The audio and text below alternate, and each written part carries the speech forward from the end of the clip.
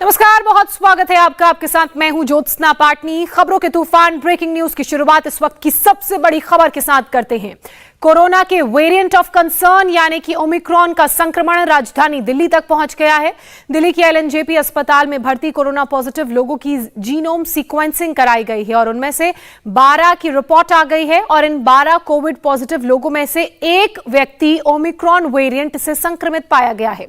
ये यात्री तंजानिया से आया था। ये देश ओमिक्रॉन का 5वां कंफर्म केस है ये देश का, और ये मरीज एलएनजेपी अस्पताल में फिलहाल भर्ती है। आपको बता दें कि दिल्ली में ओमिक्रॉन वेरिएंट का कंफर्म केस मिलने की पुष्टि दिल्ली के स्वास्थ्य मंत्री सत्येंद्र जैन ने की।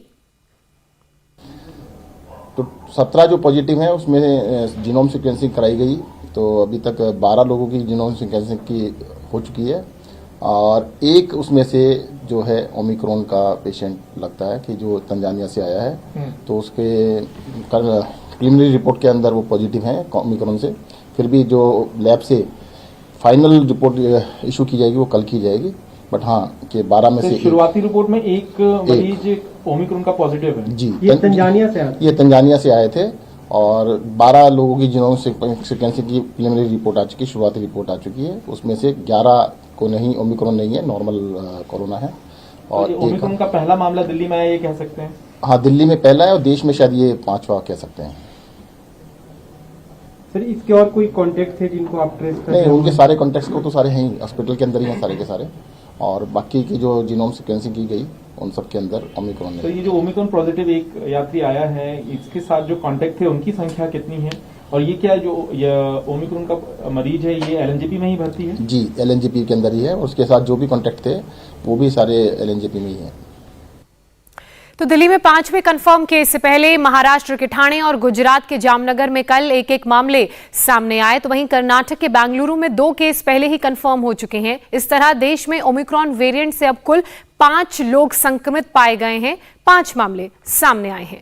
बेंगलुरु में ओमिक्रॉन वेरिएंट के इन्फेक्शन वाले जो 2 मरीज मिले हैं उनमें से एक अफ्रीका से आया था। मुंबई के पास ठाणे में एक मरीज मिला है, वो दक्षिण अफ्रीका के केप टाउन से लौटा था। इसके अलावा गुजरात के जामनगर में जो मरीज ओमिक्रॉन वेरिएंट से संक्रमित पाया गया वो जिम्बाब्वे से लौटा था। और अब राजधानी दिल्ली में ओमिक्रॉन का कंफर्म केस मिला है और ये मरीज तंजानिया से भारत आया था। महाराष्ट्र में मिला ओमिक्रॉन से संक्रमित युवक मुंबई के पास कल्याण डोंबिवली का रहने वाला बताया जा रहा है। साउथ अफ्रीका से वो दुबई गया, फिर दिल्ली आया और दिल्ली से 24 नवंबर को वो मुंबई एयरपोर्ट पर उतरा। उसे कल्याण के कोविड केयर सेंटर में रखा गया है। मुंबई उतरते वक्त उसे हल्का बुखार था और उसने कोरोना की वैक्सीन नहीं लगवाई थी। महाराष्ट्रातला हा पहिला ओमायक्रॉन पॉझिटिव्ह रुग्ण कल्याण डोंबिवलीच्या भागात आढळलेला आहे। यामध्ये त्यांचा उपचार कोविड केअर सेंटरमध्ये सुरू आहे।